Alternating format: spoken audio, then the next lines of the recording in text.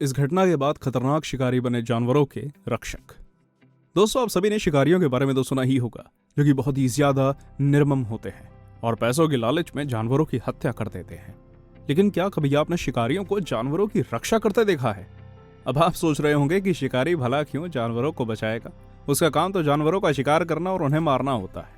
लेकिन मानस national park में ऐसे शिकारी हैं जो आज न सिर्फ खुद शिकार करना छोड़कर पार्क में मौजूद जानवरों की देखभाल और रक्षा करते हैं, बल्कि दूसरे शिकारियों को भी शिकार छोड़कर पार्क में जानवरों की रक्षा करने के लिए प्रोत्साहित करते हैं। तो चलिए जानते हैं उनके इस बदलाव के बारे में कि आखिर कैसे शिकारी ही जानवरों के रक्षक बन गए। दोस्तों, कभी जानवरों के प्रति क्रूरता के लिए जाना जाने वाला असम में स्थित मानस नेशनल पार्क आज यूनेस्को विश्व धरोहर स्थल की लिस्ट में शामिल है और जो वन्य जीवों की रक्षा करने और भारतीय गैंडों के संरक्षण के लिए प्रसिद्ध भी है।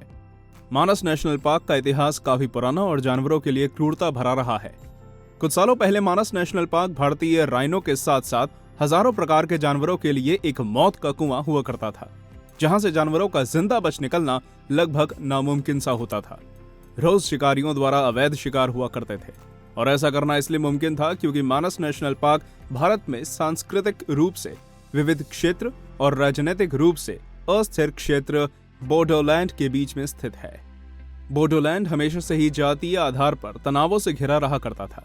जब 1986 में बोडोलैंड राष्ट्रवादी आंदोलन शुरू हुआ तो पूरा उत्तरी पश्चिमी असम अधर्म की स्थिति में पड़ गया, जिस वजह से जंगलों को पूरी तरह से खुला और असंरक्षित छोड़ दिया गया था। भूटान में सीमा पार से गेंडों का अवैध शिकार किया जाने लगा और गेंडों को बेचा जाता था और बुडेश्वर बोडो और उनके साथी, जो आज मानस नेशनल पार्क की और वहां मौजूद जानवरों की रक्षा और देखभाल करते हैं, वो भी इस अवैध शिकार का हिस्सा हुआ करते थे। उस समय हाथियों और बाघों का निर्मम हत्या कर दी जाती थी। बुडेश्वर बोडो और उनके जैसे कई शिकारी सिर्फ अपने फायदे और मांस के लिए छोटे जानवरों को मार दिया करते थे। मानस नेशनल पार्क के पेड़ या तो खुद गिर गए थे या फिर उन्हें बेचकर पैसे कमाने के लिए काट दिया गया था और बेकार बची लकड़ियों को नदी में बहा दिया गया था। मानस पार्क बुरी तरह से दलदल में फंस गया था। आप सभी को जानकर हैरानी होगी कि इसी तरह के लगातार अवैध शिकार और वनों की कटाई ने अंततः राष्ट्रीय उद्यान के भीतर और बाहर परिस्थिति तंत्र के संतुलन में एक गंभीर बदलाव का कारण बना। कुछ समय बाद मानस नेशनल पार्क में से जानवर खत्म होने लगे थे और पेड़ मानो गायब हो गए और मानस नेशनल पार्क बंजर हो गया था। मानस नेशनल पार्क में 1980 के दशक की शुरुआत में 100 गैंडे थे। 1986 और 2003 के बीच हुए विद्रोह के दौरान इन सभी गेंडों का सफाया कर दिया गया था।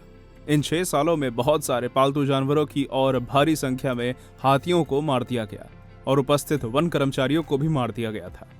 इसी सब को देखते हुए 2003 में बोडोलैंड टेरिटोरियल काउंसिल (BTC) का गठन हुआ, जो कि उम्मीद की एक किरण साबित हुई, क्योंकि बोडो स्वायत्तता को 2003 में मान्यता मिलने के बाद जातीय तनाव कम हो गया। BTC सदस्यों ने संरक्षण में सक्रिय भूमिका निभानी शुरू कर दी। उन्होंने बुडेश्वर बोडो जैसे शिकारियों को शिक्षित किया कि कैसे अवैध शिकार धरती की परिस्थिति की तंत्र को प्रभावित कर रहे थे। सबसे महत्वपूर्ण बात, उन्होंने स्थानीय लोगों को इस प्रक्रिया में भाग लेने के लिए प्रोत्साहित किया और उन्हें अपनी मातृभूमि के लिए गर्व और अपनेपन की भावना पैदा की। इतना ही नहीं, सबसे ज्यादा आश्चर्य की बात तो ये थी कि BTC सदस्यों की इस अनोखी पहल ने शिकारियों को उन जानवरों का रक्षक बना दिया जो हमेशा उनको मारने के लिए और उनके अवैध शिकार के लिए तैयार रहते थे। आज वो उन्हीं की देखभाल करते हैं। 1980 के समय में सालों तक हजारों जानवरों का शिकार करने वाले शिकारी बुडेश्वर बोडो, जो एक जंगली जानवर से लड़ते समय अपना एक हाथ खो बैठे थे, वो भी अब मानस नेशनल पार्क में जानवरों की देखभाल करते हैं। वो बताते हैं कि किस तरह वो पहले शिकार किया करते थे और कोई भी जानवर उनके निशाने से बचकर नहीं निकल पाता था, और आज किस तरह वो मानस के जंगलों की और वहां मौजूद जानवरों की देखभाल करते हैं। बुडेश्वर बोडो आगे बताते हैं कि वो अकेले नहीं हैं, उनके साथ कई सारे शिकारी हैं जो अब यहाँ रहकर जानवरों की देखभाल करते हैं, जिनमें 2 उनके खास दोस्त हैं जो शिकार में हमेशा उनके साथ रहा करते थे। वो भी अब बुडेश्वर बोडो की तरह शिकार छोड़कर मानस नेशनल पार्क में जानवरों की रक्षा करते हैं।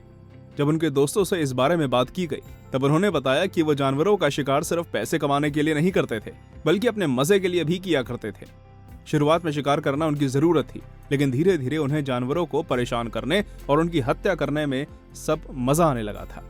बुडेश्वर बोडो ये भी बताते हैं कि मौजी गेंद्री इको टूरिज्म सोसाइटी (MMES) के प्रमुख केलन बासु मुंतूरी और उनके दोस्त अवैध शिकार को बचाने के लिए और लोगों की सोच को बदलने के लिए लगातार प्रयास करते रहते थे।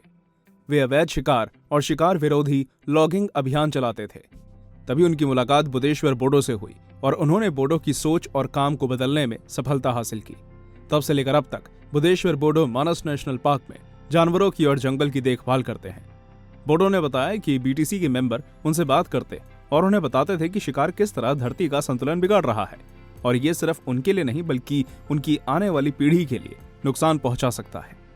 दोस्तों, बोडो कहते हैं कि उन्हें ये महसूस हुआ कि जानवर मारने के लिए नहीं है बल्कि प्यार और देखभाल करने के लिए हैं।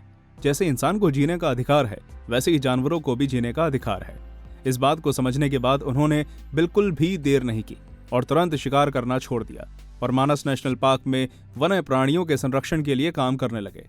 ये उनके लिए एक आसान काम नहीं था, लेकिन ये निश्चित रूप से एक पूरा करने वाला काम जरूर था और उन्होंने पूरी तरह शिकार तो छोड़ ही दिया, साथ ही अपने दोस्तों को भी ऐसा करने के लिए सहमत कर लिया। वो गर्व से बताते हैं कि उनका कोई भी दोस्त या शिकारी पिछले 1 दशक में अवैध शिकार के लिए वापस नहीं गया, भले ही कई बार उन्हें पैसों की या किसी भी प्रकार की आकर्षक डील क्यों ना पेश की गई हो। बोडो और उनके दोस्त बताते हैं कि मानस नेशनल पार्क पूर्व शिकारियों के जीवन का एक अभिन्न अंग बन गया था।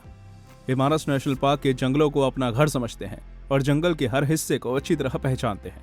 वे सभी जानवरों के बारे में और उनके आवासों के बारे में अच्छी तरह जानते हैं। जानवर भी खाने के समय आवाज निकालते हैं जैसे उन्हें पुकार रहे हों। अगर कोई जानवर दूर निकल जाए या रास्ता भटक जाए तो बोडो और उनके साथी जानवरों को ट्रैक कर सकते हैं और वापस ला सकते हैं। ये कहने की जरूरत नहीं है कि बोडो और उनके जैसे शिकारियों को जंगल की इतनी पहचान होती है, इसलिए वो ही जानवरों के सबसे अच्छा संरक्षण कर सकते हैं।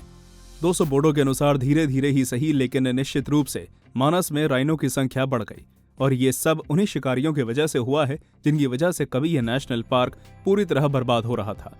आज उन्हीं शिकारियों की लगन के कारण मानस नेशनल पार्क में बाघ और एशियाई हाथी फिर से देखे जा सकते हैं।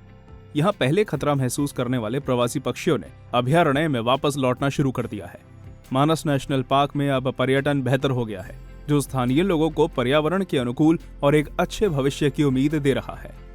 मानस अब अनगिनत पक्षियों और जानवरों के साथ साथ सैकड़ों शिकारियों का घर है, जो कुछ समय के लिए अपनी मातृभूमि के स्पर्श को भूल गए थे, और ये सब काफी हद तक बोडो और उनके साथियों के कारण ही संभव हुआ है। तो दोस्तों, ये थी हमारी एक और सच्ची कहानी। अगर पसंद आई हो तो इसे लाइक करें और हाँ, चैनल को सब्सक्राइब भी कर दीजिएगा। धन्यवाद।